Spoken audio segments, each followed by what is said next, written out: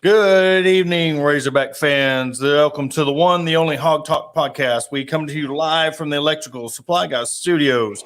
We are part of the Believe and Buzz radio networks, where you can hear us on all podcast platforms, as well as Buzz 2 106.7 in Central Arkansas. So please like, rate, review our podcast. And I'm your host, Porter Hayes of Sports and Culture Arkansas. And with me is Jacob Davis from Arkansas Fight and Saturday Down South. All live shows are presented by Arkansas Brewing Company in beautiful downtown Ozark. And always, we are presented to you by Bet Online, the fastest and easiest way to wager on all favorite sports, contests, and events with the first-to-market odds and lines, fine reviews, and news for every league, including Major League Baseball, NFL, NBA, NHL, combat sports, esports, and even golf. So head on over to Bet Online to use your mobile device and join today and make your first sport bet. Use our promo code BELIEVE50, BLEAV50, to receive your 50% welcome bonus on your first deposit. Bet Online is where the game starts, and the game kind of ended not so favorable for Arkansas in a heartbreaking way. The field goal that hit the top of the upright, and what was crazy is people even thought that this was they have never seen this before, but it actually happened 2 weeks prior, Wyoming. It was a Wyoming game. I don't know who they were playing, but the exact same thing happened. Kicked the field goal, hit the top of the upright, and missed. So, Jacob, so 23-21 was the final score. A lot of people scratching their heads, a lot of questions, a lot of things that went wrong. So, I mean, what was your overall take of the game? Man, there's a lot of takes. I mean, there's a lot of good takes. There's a lot of bad takes after this game. Arkansas lost this one straight up, and they had momentum through the first quarter, and they played like mad men through the first 20 minutes of this ball game. And they lost it, man. They lost it after that KJ fumble. They lost all the momentum. And Texas A&M scores that 23 unanswered, and Arkansas just couldn't respond after that. And they did respond in the fourth quarter. And look, that loss was not on Cam Little. And I said that on Twitter and on Facebook last night. You cannot blame Cam Little for this loss. And Jaden Hazelwood said it best. He went over there after the game, after he missed that kick, pushed his head up. He said, keep your head up. This loss is not on you. This loss was made on was on a lot of things, and it was not on you. And he should have never been put into that position, is what Jaden Hazelwood said. And that is a team captain coming to the aid of a guy that was on the sidelines completely embarrassed for that kick and that missed field goal. And that's something, honestly, I didn't know that happened against Wyoming last week. But, man, that's something as a Razorback fan and Razorback media that I don't think I've seen an ending in an Arkansas Razorback game like that before. But, yeah, there was a lot of things last night or Saturday night that went down that, honestly, man, there was that fumble. There was play calling where you're running it down their throat 10 to 12 yards at a time, and then you pass 3 straight incompletions. And there was just a lot of opportunities in this game that were missed for the Razorbacks. But this Razorback team's a good one, Porter. And I really believe what Pittman said. This will be my final point to open up. Is this team is a good team. They're a resilient group, and we've seen it all season long. And man, I hate that they lost this game last night, but man, they are in a much better spot because they came into the game expecting to win, and that's how fans are too. Sam Pittman has raised the point and the mark for this program. They expect to win and not hope to win anymore. There was a couple of things that weren't mentioned. Of course, we want to throw the blame at, Cam Little or whatever, the fumble. Okay. Yeah. Leading up to that drive, it seemed to me like they wanted to settle for the field goal. And when you put yourself in a position where you're trying not to lose, and we've said this many, many times before, when you get outside of your offensive plan, when you're trying not to lose, when you're settling for a field goal to win, that was not – I mean, I think if you're trying to do that, get 5-10 yards within your field goal range. When you are right at the cusp of your field goal range and you're running the ball just to try to get in position to kick that field goal, you're really putting a lot of pressure on him to make that kick. That to me, one, play calling was huge. Then KJ's not just his fumble. Two things. He was 5-6 yards out when he went to jump. But this is the biggest key that nobody has mentioned. It was first down. Yeah. If it was third down and then you're trying to get that to, not settle for a field goal, or if it was fourth down, I can see it. But you cannot make that play on first down. And that's what I said prior to the season when it comes to KJ and his decision-making. If you want to be considered a top 3 quarterback in this league, you can't make decisions. You gotta check and read your defense. Yeah. And when you're trying to do that type of play on first down, if you read that they're coming up, a 1-yard loss is even better than what happened, because you still have second, third, and fourth down to convert. And the point of the game, you're up 14-7. I mean, you could go up 21-7 and put the game away or put it in control. And instead of it was a 14-point swing, because then instead of it being 21-7, it's 14 up. And that was a huge gut punch. They tried to recover, but they just could not come back from that. And then, of course, the only question I have about that, and we talked before we went on air, is just when I believe Sanders had him stopped, and the guy just kind of took the ball away from the runner and then running out. I mean, that was an iffy play to where it could have been 50-50. And I talked to Kevin Bohannon, our official and baseball guru, last night when I seen the replay, and they said it can't, it's his forward progress wasn't deemed to be stopped. So, you couldn't overturn it or anything. But to me, it looked iffy. It wasn't like blatant. He was definitely stopped. But to me, if that would have been Arkansas running the ball and done that, say, against Alabama, I think they would have called the play dead. That's just my opinion. We know how the bias goes, but I think that would happen. But just what are your thoughts on those topics and about, the first down, the stop, and then, of course, what a lot of the play calling questions that have been going on. Yep. And I'm going to say this first. I love KJ Jefferson. I love what he is as a Razorback quarterback. The first thing, and I'm not trying to be negative, I'm not trying to put the guy down, but as a redshirt junior, you're fourth year in the program, you're a second-year starting quarterback. When you're at the 5-yard line, you have to be aware of not only you're down, but you got to be aware of where you're at on the field. And if that was the call, then that's on Browse. But you've got to know where you're at on the field at all times, Porter. And that is winning football or losing football. When you're not knowing where you're at on the field. And being on first down and going and diving from the 5-yard line is absolutely an atrocious style of what are you thinking? Yeah. I don't even know. That's something that I wouldn't even think about if I'm trying to play in Madden or NCAA football. That's just part of it, man. And it stinks. And I hate that we had to see that. And I do agree that at the time I looked down at my phone because I thought, oh, yeah, okay, the fumble, the play stopped. And I look back up and I hear this cheering going down the sidelines. And I'm thinking, what in the world is going on?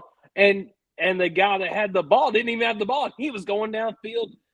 He had tossed the ball to the guy, or not tossed it. The guy took it away from him, and the A&M player went straight down the field. And nobody was going after him except Rocket Sanders and Keytron Jackson. But there was that play. There's a couple of other drives where they had the Malik Hornsby. They gave the ball to Malik Hornsby on 3 straight plays when Dominique Johnson was getting 10 to 12 yards per carry on the drive. And you cross midfield and you try to get cute with Malik Hornsby. And I don't know if you're trying to try to put a different dimension or whatever it is as part of the offense. But when that's good to do when you're up 10 or 17 points. You're trying to wheel your way back into a game and try to get the momentum back, and you're going 10 or 12 yards at a time with Dominique Johnson. You keep hammering the ball. You keep running up the gut because Texas A&M wasn't stopping them at that point. And then you go and get cute and they kick it away. And then and then the final part was Hazelwood on that drop pass. There was 3 straight incompletions after running it again. Once you get to the 50 and the whole play calling changes. And I love Bryles, and I like what he's done as far as our offensive coordinator because he puts up points and he puts up yardage. But there's just some questionable things that go on throughout the game, the course of the game, that kind of kills drives. In Arkansas, again, just like against Missouri State, just like against South Carolina and Cincinnati, they keep leaving points on the field because of play calling. You ruin your mojo. Yeah, and this is the thing, you can't defend it, but it's almost like a 50-50, 60-40 of execution and play calling. He does call the plays, but that's where KJ comes in, and you got to be that leader. Somebody, check out of it or call a timeout. Right. If something don't look right, or even if you got somebody in the booth that's looking down, hey, something don't look right here. I mean, there's a lot of things that goes into when, especially a game like this, you knew it was going to be a hard fought battle. They've always, absolutely. I mean, my score prediction was 34-20 because I thought with how well they've been running the ball, and for the most part, they just shut down Dominique Johnson. And I'm telling you that if this is a recipe for what other teams are going to start doing successfully, if we take out Dominique or Rakeem Rocket Sanders, sorry, if you take out Sanders and you limit him, now that, how much of that offense, it's almost like last year if you took away Burks, how much of that offense did you take away? So now they bottled up Sanders for the most part, and then what does that do to the offense this year? And another thing, this is the biggest thing, we'll move on, is you got to get over it now. There's no 24, 48 hour because you got Bama coming up. You cannot. I mean, to me, it was like the post-game reaction. I understand how the fans were feeling and the players were feeling, but, man, it was almost like they were that hurt. It's like they gave up. Like it was they felt like the season was over. Like it's not. It's far from over. No. Even if you lose to Alabama and play them close and then you finish out the year and maybe you lose one more, that's 3 losses. That's not that bad of a year. It's not over. You're still 9-3 or 9-4. If you say you get beat by Bama and then you roll off a bunch of wins and you pull it out and you only have 2 losses in the SEC, that's not a bad year. I just didn't like the overreaction of, I got it, but yet I didn't understand it because it's almost like you got to suck it up because Bama's coming. I seen dejection. And I seen emotions that it would be hard to get over in a day, if that makes any sense at all. When it comes to just how hard some of these people were taking it, and again, it's like you said with the Hornsby thing. It's just you put him in, and they know. It's almost like they knew the ball was going to him. That's where if you're going to use him, you got to use him to where as either a decoy. Or you got to mix it up. You can't just put him in and then be like, well, we know the ball's going to him. Well, there it is to him. And it was 3 straight plays. And you can't. You knew it was coming. No. And then you have the double pass to Jaden Hazelwood. They sniffed that out like they knew it was coming. Has a double pass ever worked? It worked one Miles? time. Okay. Warren Thompson to Burks last year against Ole Miss. It worked. Okay. That's the only time. I didn't That's know. it. I mean, that's what I was saying because I mean, there's been so many times where it's failed. So I mean, I'd like to But know he the hasn't. percentage of. But Browse hasn't done that all year long. He has been pretty conservative on those Yeah. cute plays this season. Why, man? When you're down just 11, just drive the football, man. And that's what kind of irritates me is because you knew Arkansas, whether they had the better team or not, they outplayed Texas A&M for half the game. And A&M, they took the momentum off that fumble.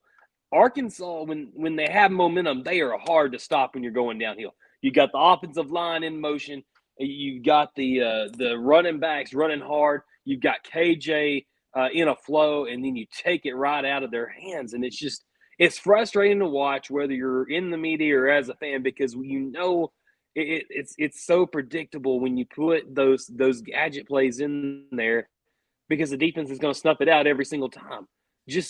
I don't know what happened to the days of just going out there and continue. And if you can't beat them, if you can't beat what the Arkansas Hogs are doing out there, then just keep running it and Yeah. just running and running. I don't understand why you have to mix it up unless it's not I working. can't remember which Cincinnati guy it was either Chad or Justin. And I want to think it was Chad when we had Chad on, and he said that he was hoping, and I think it was Chad because he was our first one we had on for the Cincinnati game. He said the key that he thought that Cincinnati had a chance to beat Arkansas is to get them out of their rhythm, get them out of what. And I think when that fumble happened and when all that happened, you got Arkansas out of their rhythm. And then, of course, it's like, so here again, I mean, this is from what I seen from the coaching and the execution, this is a good team. They're not a great team. No. They're a good team because you got hit in the mouth. You got a curveball thrown at you and you could not recover. That's a sign of a good team. A great team would have bounced back. Okay, they scored. It's evened up. 14 all. Let's go. But they just could not recover. So I'm interested to see how this all plays out against Bama coming in. I mean, I don't think they're going to get blown out. I mean, I don't, unless they just come out and just dejected.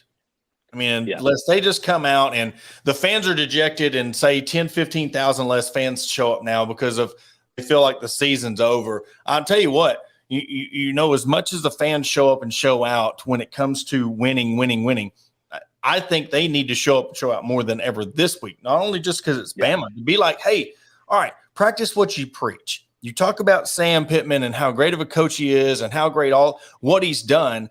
Just because they lose don't mean you got to fall off on him. Right. Absolutely. You know, show up to the stadium, show up and cheer for the team. Even like I said, even if and how many teams in the regular season has said they've beat Bama? So it's not like it's going to be this huge deal if you drop 2 in a row because the second loss is to Bama.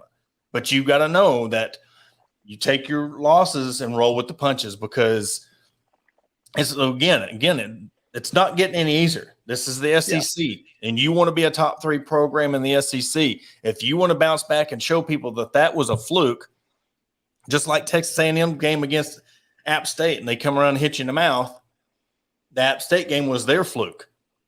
You know, you got to come in and show them that, all right, we're still going to come back and we're going to compete. Do it for the fans, do it for the coaches, but do it for the guys, the ones that have been there from the beginning. They've been in the 2-10 seasons. They've been in the 3-7 seasons. They got to the 9-4 last year. Let's do it again. So, I mean, it's too early in the season to sit there and hang it up. No, and they didn't hang it up last year, especially with the fans when they lost to Georgia. Was it 38-0 last year? And then you lost to Ole Miss, and then you lost to Auburn in 3 straight weeks. Man, look at it this way.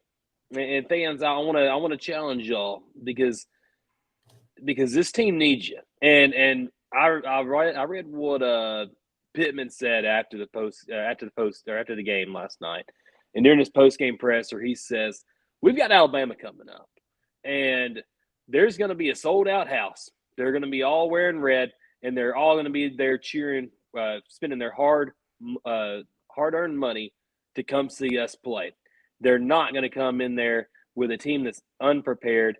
and a team that's going to lay down and not fight. And that's paraphrasing there, but Sam Pittman's going to have his guys ready. The game is going to be at home, and I believe that the home field advantage, just like last year with Texas A&M playing Alabama, and these are two separate teams. Arkansas is a talented team. They've got a pass rush. They're going to be able to get after Bryce Young. Alabama, they've not necessarily been able to stop the run this season either. In certain against certain teams, and they haven't played the best competition this year, but they have struggled to stop the run.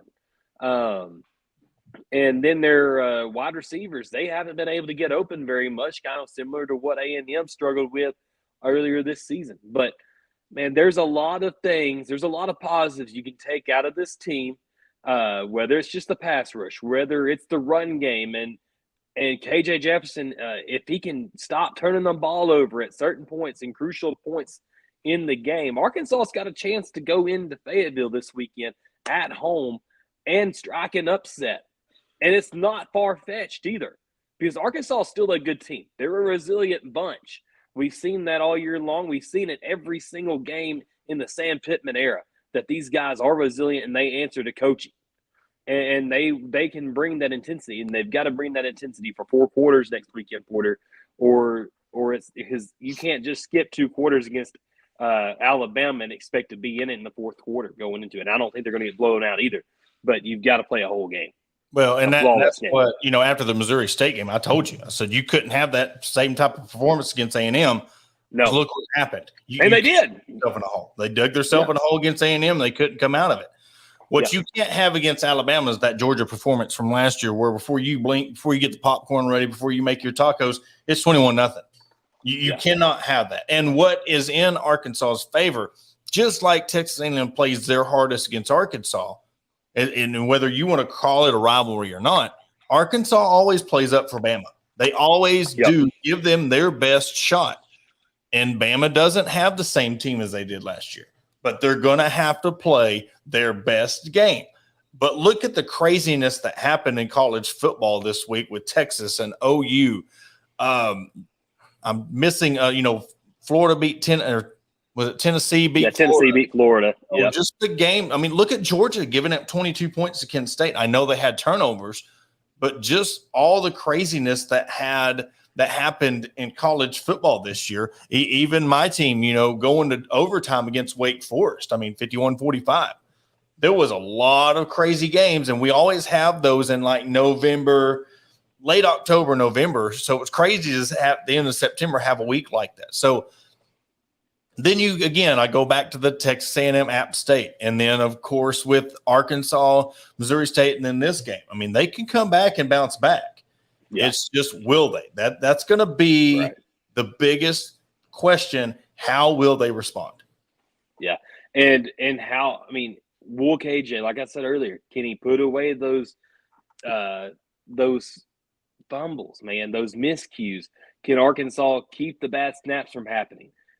Being able to stay along in the script, playing within themselves, within the system. I think Arkansas will be able to at least hold their own against Alabama. I think, and I shouldn't say it like that, because last year, man, they went into Tuscaloosa and came within 7 points of beating them last year. They were close, man. They were down 6 after that fake field goal.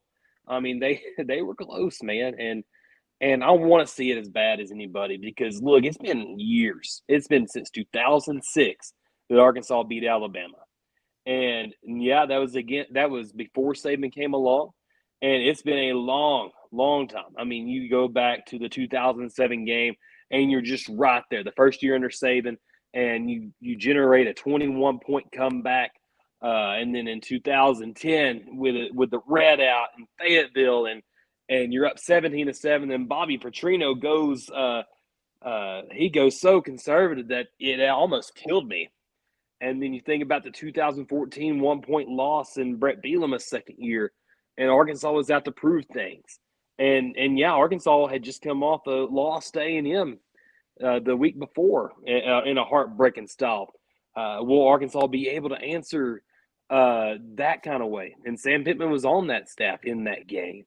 So Porter, there's a lot of correlations between between those two games, the 2014 game and this year's game. Well, they are having the red out again. I seen that on social media where they're doing the red out again, which would be cool. And they missed the whole, and that was the thing that really, I think that's what stung with the fans is they wanted game day.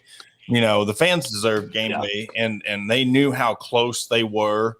Which, hey, I'm kind of glad because I get game day now, so it's going to be kind of cool. They're going to go to Clemson now and for the NC State game. Yeah. But this comment right here concerns me. A wide receiver hasn't separated himself yet 4 games in. I kind of have to disagree with that because Hazelwood has on 2 levels. He's separated himself as that guy you can count on. Yeah, he might have not had a good game against A&M, but what he did, with when it come to Cam Little and that leadership deal, hey, hold your head up, guy. That's coming from a transfer. That's coming from a guy who transferred in from another school. He's not a 4-year senior that's been through the program. So to see that out of a transfer from the portal shows his character. But he has, when it comes to who's separated himself of who I see as that guy, that's the guy that I want to go to on a 3rd down. That's that one guy if I want to go for a long shot to break a game open or to tie it up. That's who I want to go to. So I just wanted to point it out. Adam's been commenting throughout the show. Devin has too. I mean, we appreciate all the comments. We love the feedback. We've actually, there was a lot of people, that was upset about the rankings, the how far Arkansas dropped, which we will get into that after the break. We got a couple of minutes before our break, but that is something we'll definitely touch on to start the second segment. But I have a few thoughts. Jacob has his thoughts. But just before we lead into the break, I mean, when it comes to this Bama game, you almost got to make it a clean slate. You got to totally just put this other than, all right, the learning aspects of what you did wrong in film and making yourself better for this week. That is the only correlation of what you take that baggage, I should say, into next week is what can I do to make myself better? What can I do in film? What do I see them doing where I can I can make a difference?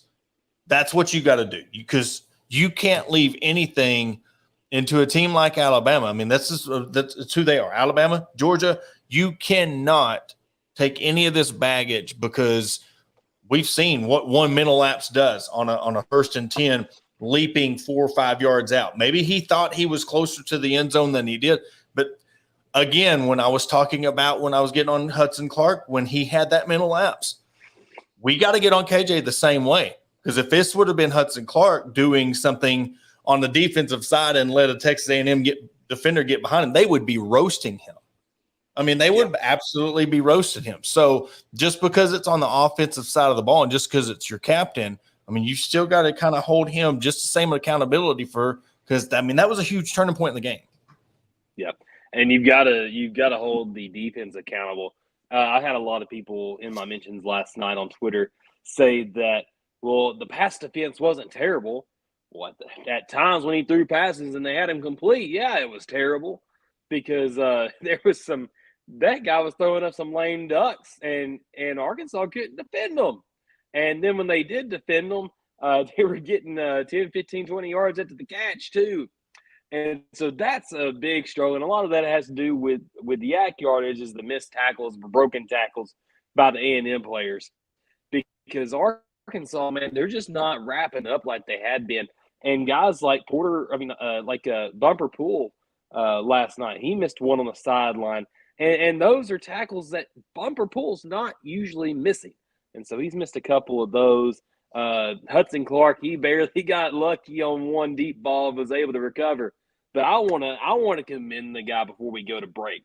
That fade route that A&M threw, that guy defended it perfectly. I wanted to tweet out Hud Island because it was the exact very next play of that drive, and Hudson Clark goes out there and defends the pass perfectly. And look, the guy's a walk-on, and the guy takes a lot of crap for his play. But, man, he puts his heart and soul on the line and puts blood, sweat, and tears on the field with every single snap. Total respect for Hudson Clark and what he's been able to do as a Razorback.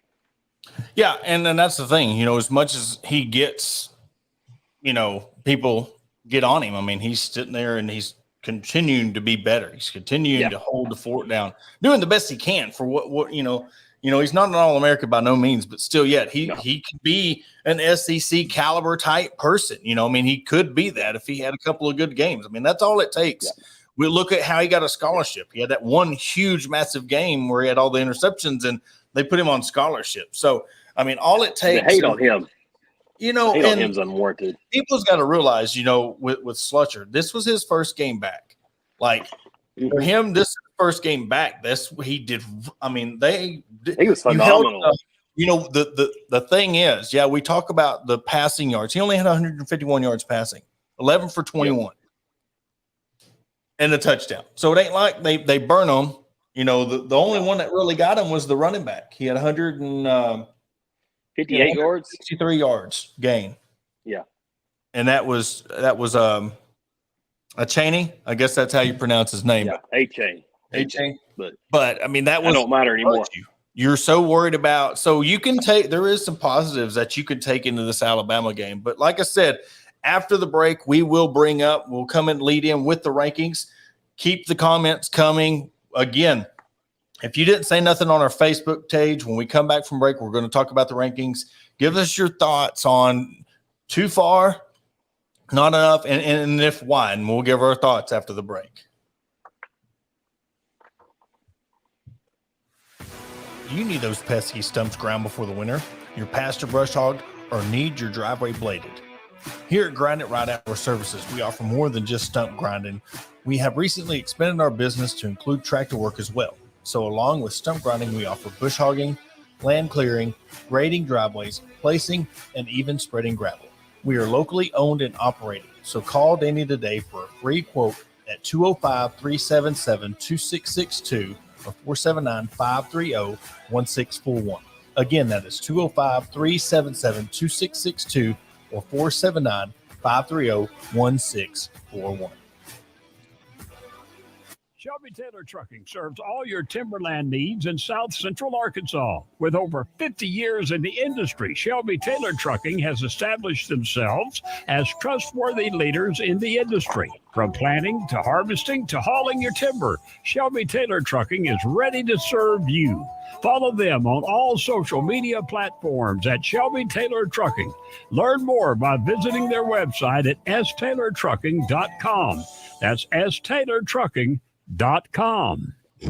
If you want the best service and prices in Northwest Arkansas and Southwest Missouri for all your plumbing and electrical needs, then look no further than Corey Hyman, the plumbing electrical supply guy. Corey is in full steam ahead and providing the best electrical, plumbing, and septic supply service around. So call Corey at 479-301-8220 or email him at chindman, that's HINDMAN, at andersonp.com. Again, that is 479-301-8220.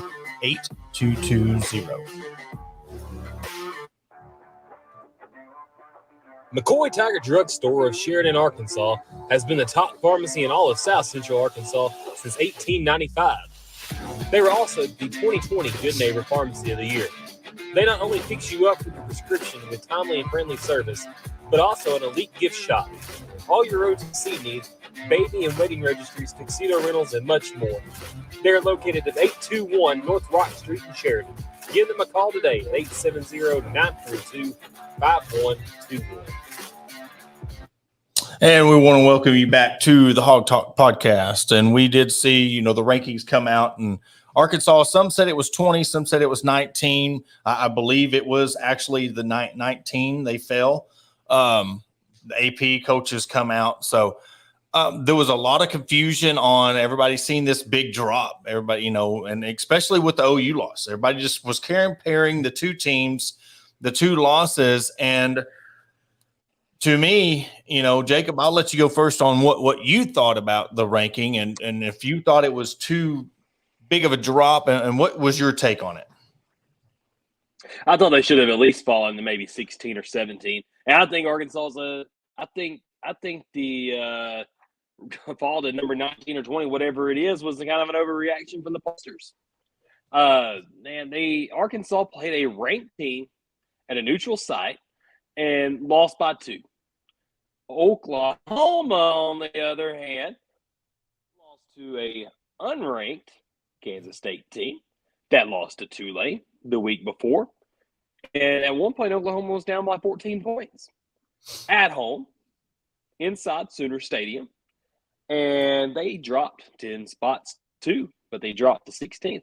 Why, though, do you penalize a team like Arkansas that was number 10 in the country, that was playing pretty good ball, that lost by 2? Why do you drop them further than you do Oklahoma, who lost to a ranked team at home? That's my question. I think Arkansas deserved to drop in the rankings, but I don't think they deserve to drop further than Oklahoma. I think Oklahoma should be behind them, quite frankly. But that's just my opinion, man. We forget the week before, and they were shown grace. Yeah. They were shown a lot of grace, and I was on here saying I didn't agree with it, but we could see why they was still ranked number 10 because 11, 12, and 13 lost. Behind them. Yeah. So you come off of a loss or a tight win. It needed a punt return and then to put the game away against Missouri State. Yeah. Then you lose to a team who you were laughing at, mocking, just got beat by App State. Yeah. They needed a prayer to win their game last week. So that is the reason why you look on a 2-game stretch of what you did. You escaped against Missouri State and you lost to a team. Should they have been ranked at all? Now they did deserving because they beat a top 10 team, thanks to Arkansas. But if you want to compare, the apples to oranges or what happened to OU compared to Arkansas, I mean, Kansas State plays OU just as tough as Texas A&M plays Arkansas. I mean, that was the 5th time that an unranked Kansas State team has beat a ranked Oklahoma team. We focus on the SEC part of it because we're an SEC area. But Kansas State plays them tough. They beat them a couple of years ago.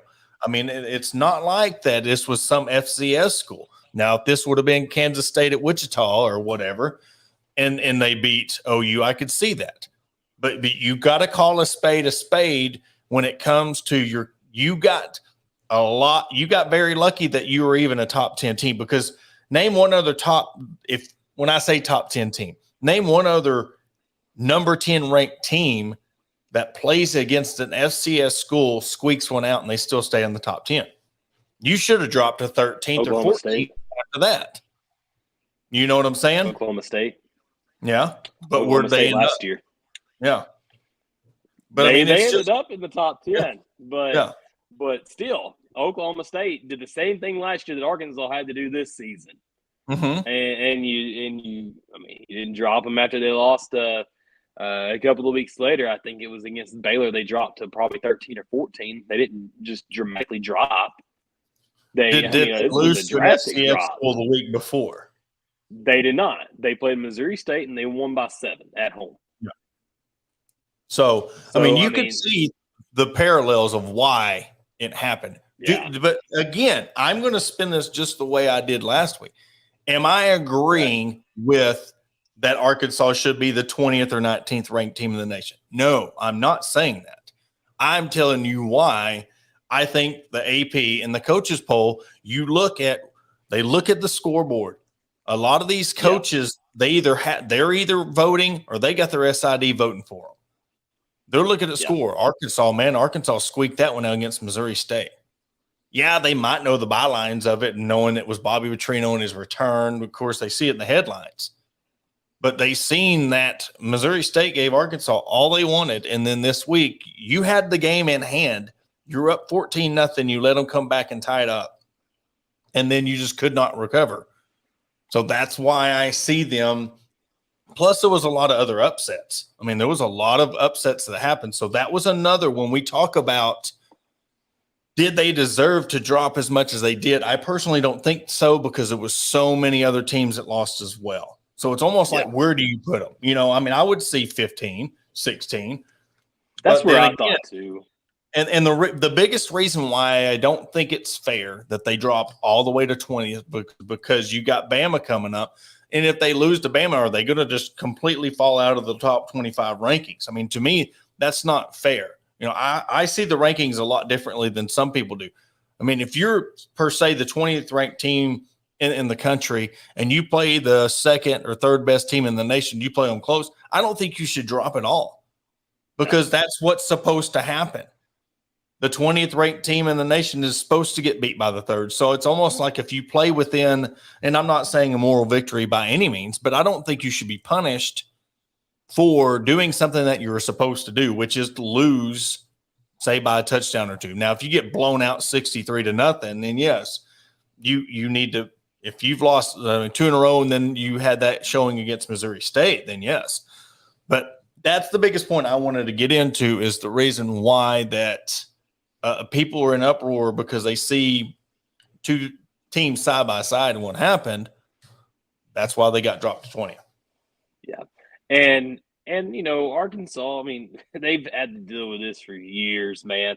When they finally get into the rankings and this was a different type of deal as far as like being in the top 10 because you got all the way up to 8th last year. I think it might have been an overreaction to Arkansas just completely annihilating Texas and then beating A&M by 10 2 weeks later.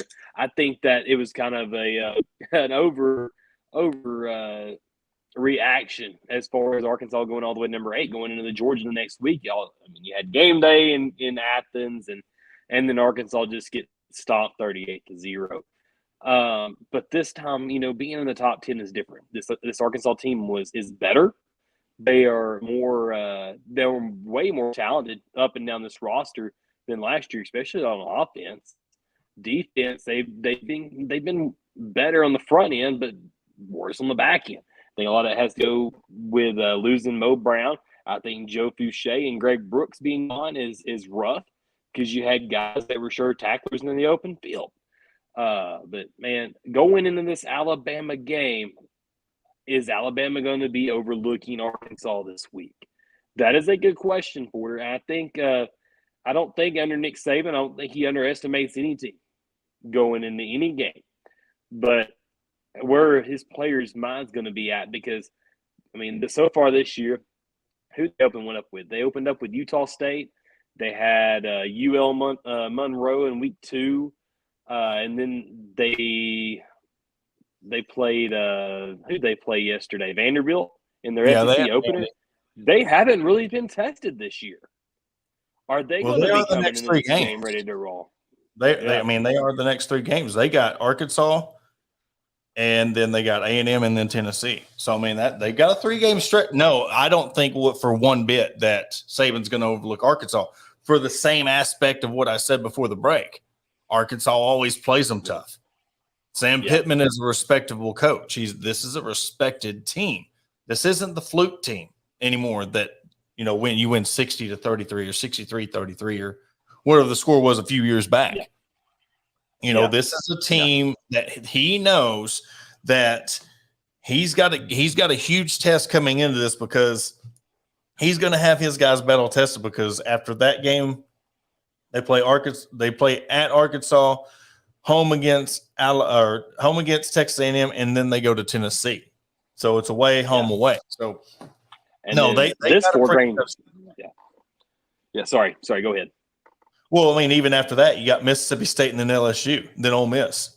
I mean, Alabama. We talk about these stretches. I mean, just think about this stretch. And Arkansas plays in the West, so it's kind of the same. But you got Arkansas, A&M, Tennessee, Mississippi State, LSU, Ole Miss. Yeah, that's a huge stretch for any team. Yeah. And you're the first game into it. So, no, I don't think that you can give it away. And I want to we'll break away. I kind of want to change topics just for a quick second. But I want to bring this Arkansas Hogs. Did you know Arkansas had a fishing team?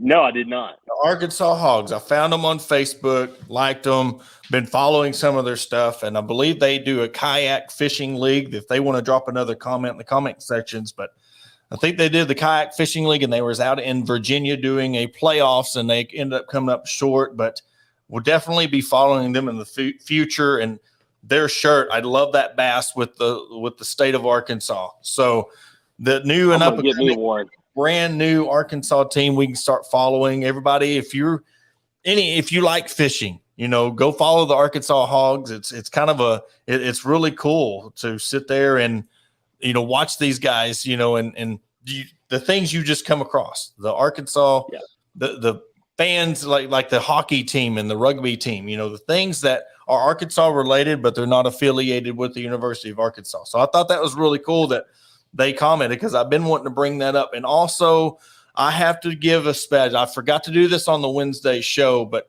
I want to give a special shout out to the Special Olympics of Arkansas. Sent me a banner. Very close to me. I love that. My son, he's in the Special Olympics. And I have to say, between that banner and his silver medal, that tops anything I have in my room.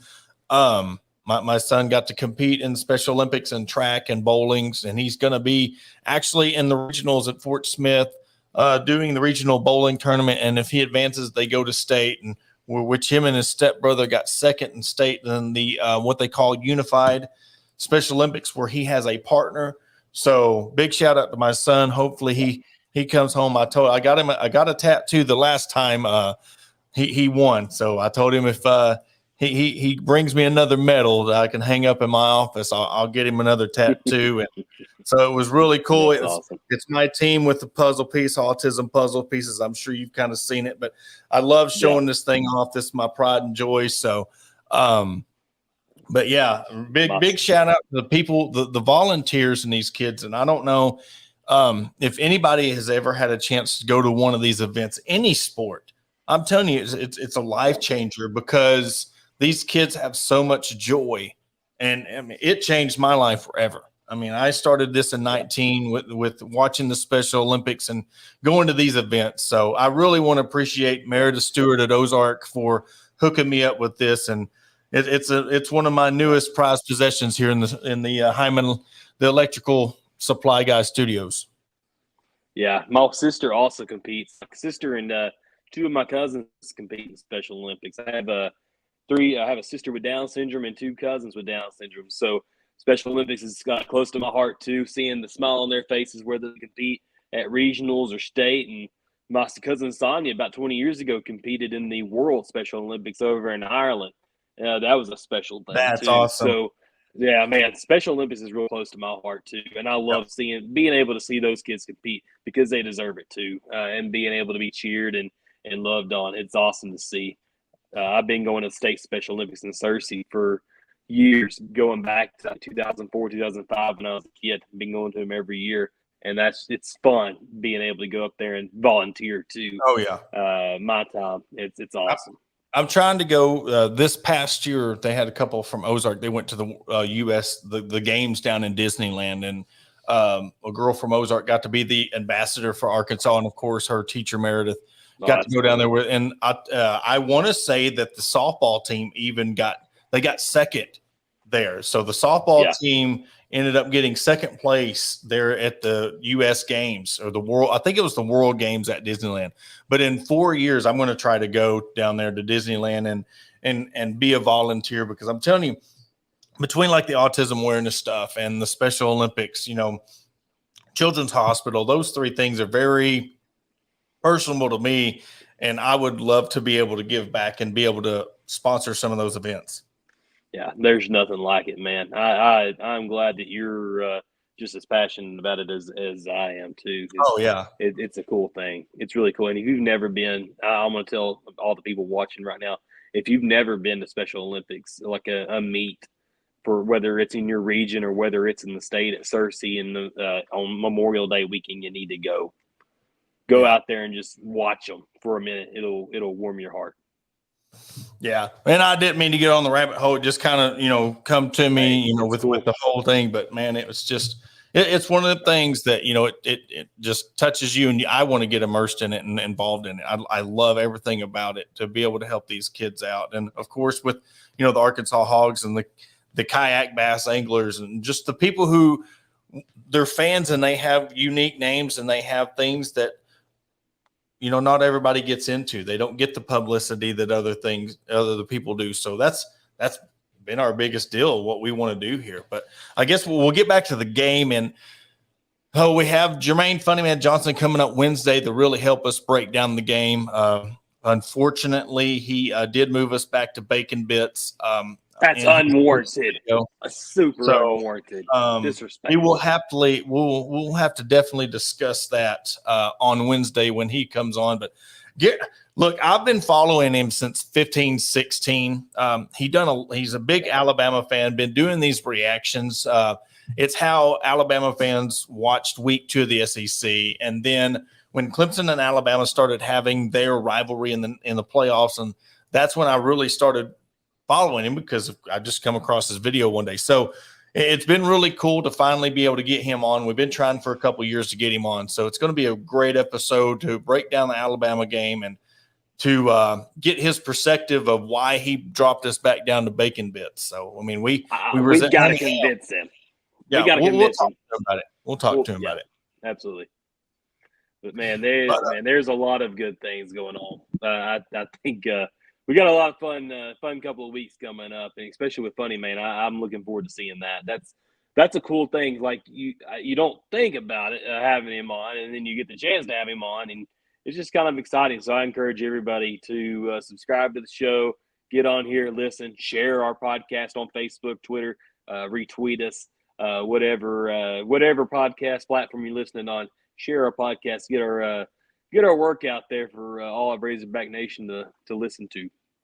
And talking about good things going on in Arkansas right now, we got the volleyball team coming off a 3-1 win over Ole Miss, bouncing back. They, had a lot of hype. They got ranked for the first time since 2015, since Coach Jason Watson's been there, and dropped a heartbreaker to LSU, bounced back 3-1 against Ole Miss. So I think they'll stay ranked. They might drop them out, but to me, they deserve to still be ranked. This team has 2 top 10 wins.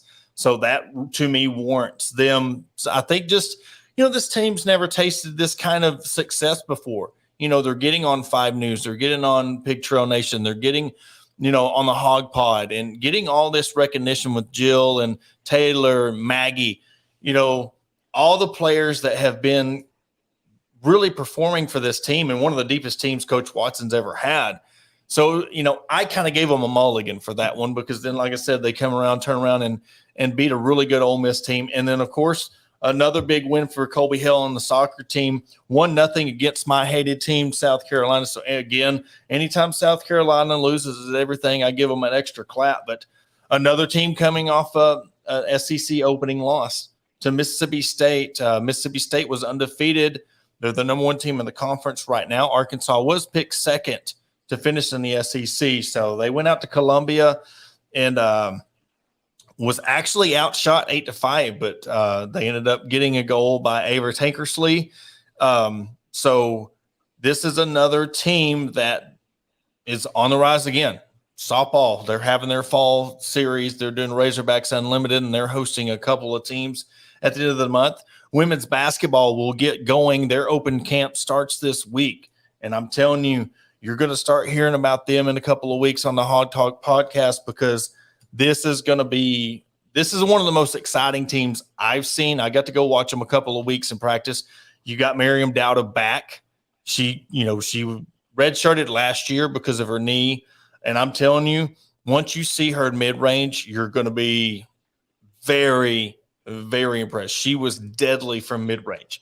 Sailor Poffenbarger from UConn coming over, getting to, her eligibility. And, of course, Michaela Daniels, a senior, which is going to be special to me because this will be one of them things. I've followed her and covered the team since her freshman year. So she's a senior this year. So it's going to be my first freshman to senior kind of interaction of following a player. But don't get too down on the Hogs because I'm telling you what, man, it's just going to get better and better with all the sports going on. Of course, you got men's basketball, one of the most highly anticipated teams since, the national championship team. So, of course, we've said this many times. We need the football program to kind of be successful, to kind of bring everything together. But man, I can't wait. It's going to be a busy, busy time for me, but I'm ready for it. Now, the rumor is that Dowda last fall was putting up 45 points in scrimmages. Now, I don't know how true that is, but I heard she was lighting it up after she finally was able to get on the court and practice. I can neither confirm nor deny that. But I'm telling you what I seen in practice, and she had two people in her face from that elbow and was just drilling it.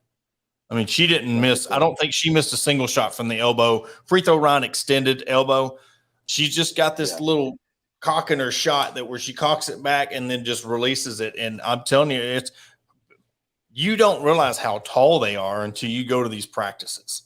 You know, you see them on TV, but I'm telling you, with Sailor and Jersey and Merriam, I mean, they're and even Emory Ellis, you know, they've got some height this year. Yeah. And they did last year. My wife is 6 foot tall. And, you know, being like I'm seeing the girls on the basketball team walking around and I'm thinking, mercy, Percy, like you're taller than my wife. Well, you got three that's pushing 6'4", you know. Yeah, like you've got Jersey, Jersey 6'5" at least, I think. Man, this team last year, I mean, even though they went 19-14 last year overall, they overachieved. I mean, they weren't expected to do much. They weren't even expected to compete in the SEC and still made it to the SEC or NCAA tournament. So this team with a year of extra experience, and like you said, Dowda and Poffenberger being on the court this year, I'm really excited to see what the girls are going to be able to do this season, just because they got me excited last year, the year before that, and I'm really excited to see what Mike's got them, what he can do with this team this year. Well, yeah, it's going to be a very important year because you're coming off 2 1-and-dones. You get beat by Wright State, then you get beat by Utah, and having an even better squad. So there's going to be some pressure to get past that first round, to get to that Sweet 16 round of 32. You know, it's going to, you know, you can't have the team that you have lose first round and not expect, you know, for people to sit there and be, you know, disappointed, especially with the talent you got around you. This is the deepest team he's ever had. You know, they are lacking when it comes to if the one thing that just that true 3-point threat when you have. That's what I was about to ask. But I'm telling you right now, I mean, Michaela Daniels has just had to been a facilitator and a point guard, but she scored over 30 points in her freshman season. I mean, she could take it to the rack. She loves getting that contact, taking to the rack. And then along with, you've got Emery, she was hitting from outside. Dowda, free throw line extended. I mean, Aaron Barnum coming in. Jersey, you know, this team. And then you have the girl from Carr from Syracuse. You have I mean, she could end up being one of the best players on the team that nobody's talking. Is Carr the one that's the small guard? She's the one from Syracuse. That she was like a spark. I mean, there was times that with her being small, she was able to get to the basket. I mean, and maybe I'm not thinking of the same girl. No, because there's one you're playing. Okay, there was another girl last year. She was smaller. I just can't remember her name. Oh shoot. We have Michaela Daniels. Then you had Aaron Barnum. Then you had she was a freshman last year. You're talking about Langerman, Riley, defensive dog. No, it wasn't Riley. Then you had Hughes, Avery Hughes. She's a senior.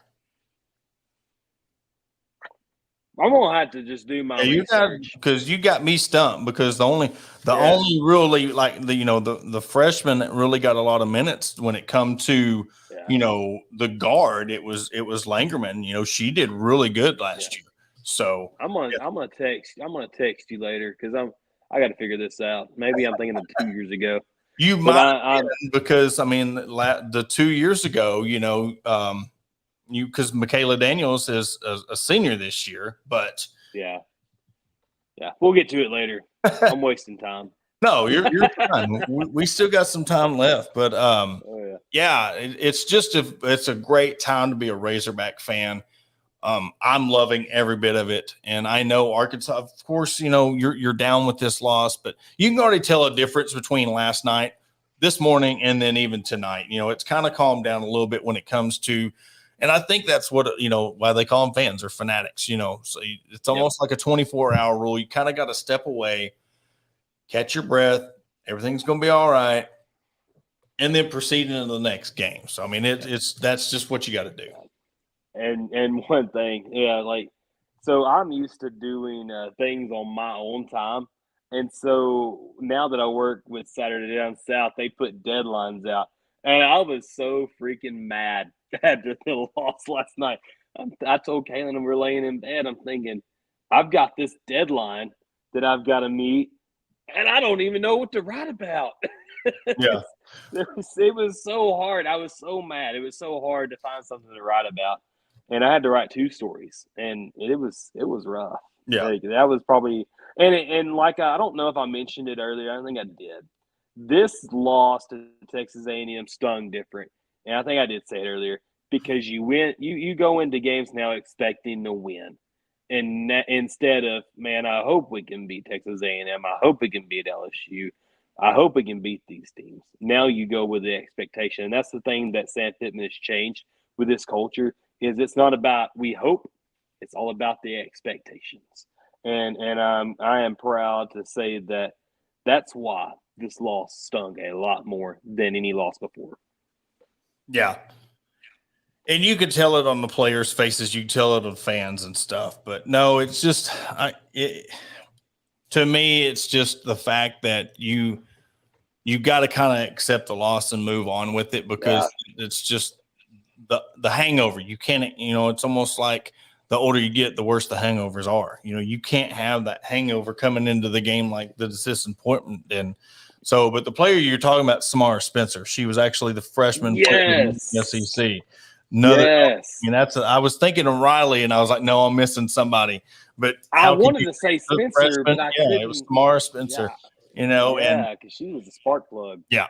But I mean, they're all coming back. That's the thing. They're so deep that how could I sit there and leave out the freshman player of the year? That's how deep this team is when you're looking down the roster. And so, but yeah, that is crazy. The guard that they're going to sit there and be able to guard it, and sometimes even 3 guard, because you're going to have the height, But they're going to be able. That's what's going to be a good thing about it, is you're going to have people to help, because Jersey's not a true 5. She's tall, but she's more of a 4. So that's where Dowda's going to come in, because I'll tell you what, they really missed Taylor, last year, that true inside rebounding threat. So really interested to see, again, that fall camp starts this week. They're having an open practice on Thursday, along with the softball. Soccer comes in on Thursday. Volleyball's in mid-season form. So, again, if you're not getting out to these games, the soccer stadium, of course, they just put the chair backs and the cup holders. And semi-breaking news, I did mention this past week that they were in the works of, before we go real quick, they were in the works of doing a joint soccer softball facility, but from what I was told, that the U of A did not want to block off that street that was in between Bud Walton and the practice facility, the road that goes in between right there, the softball field, and where Bud Walton Arena is. So what they're going to do is they're going to add on to the softball complex where their indoor facility is, and then where the concession stand is. My understanding, I have not seen the plans yet. This is just from what I was told. I'm in the process of getting all the details of it. But from what my understanding is, they're going to put the offices there. They're going to put a locker room there, because right now the coaches don't even have a place to go to the bathroom. The players don't even have a locker room. They don't have anything. Everything's off-site. Everything is off away. And if you know where the soccer field is, it's on the far south part of the campus. So they have to go all the way up to their building where their offices is. So it's going to be nice, especially when you're back-to-back SEC champions, to be, Coach Hale is one of the ones that, if nobody has deserved to get the contract extension in the facilities, that guy has deserved it. So it's really good that Hunter Yurchek is putting, he is investing in the women's sports just as much as he is the men. And that's a big thing for me too. Yeah. And before we go, I know we're running past an hour. I want to thank all the fans that do watch our show. Y'all have been there from the beginning, and it just really means a lot, because I see our numbers, I see our stats, and it shows that we are what we're putting into this thing, contributing on both sides, because we do a lot of stuff on both ends. You got sports and culture. I've got Arkansas Fighting Saturday Down South.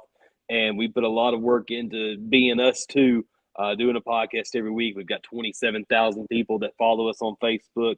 And I think we have like 50,000 people that follow us all in between on all social media platforms. Thank you, every single one of you. It means a lot. And we hope we continue to grow. We want to be continue being one of the largest, and probably not just the largest, independent Razorback fan-made content around, because I think we are. I mean, you look around, there's nobody that's touching us right now. Well, and then when it comes to, I won't, well, I mean, that covers the sports that we try to cover everything. You know, I know I leave out swim, dive, and the tennis, and there's a lot of stuff that I do leave out. I'm not going to sit here and say that I cover every single sport. I cover every single sport that I can and I can get to, and I'm trying to reach out, get more involved in the tennis and the swim and dive and the track and field. But no, I mean, it's easy, to do the big three. But, the consistency of the 4 years that we've done this and being able to cover all big three sports and then reach out and do what we've done with the women's side and really kind of stamp our name on that part of the university, that's what I hang my hat on. And I'm okay with that. I'm okay of knowing that because we're a podcast, we'll never get the credentials or get to cover the big sports. That's fine with me. I mean, I'm cool. We can watch it on TV and talk about it every Sunday and Wednesday. But to be able to make the waves and get to the players and the coaches of these programs when you walk into a room and they appreciate you that you're there. Coach Watson loves every time the media is in there. Coach Hale loves it. Coach Deifel, Coach Neighbors, Coach Weber. All these programs that they want the coverage. And there's only so much people that can go around. And this is not a dig at anybody, because when you're on this side of it, you understand that there's only so many people to go around that has to cover all the sports. So us being able to come in on the backside and be able to give that coverage that a lot of these people can't get to, it's prideful to us that we're able to do that. Absolutely. Man, Porter, I'll let you close it up, man. I don't have anything else. Yeah, we're good. That was another episode of the Hawg Talk podcast. Again, we're going to push it. But on Wednesday, be sure to tune in. It's going to be a new time. It's going to be 7:00 Central Time. So tune in at 7:00 on Wednesday, and we will catch you then.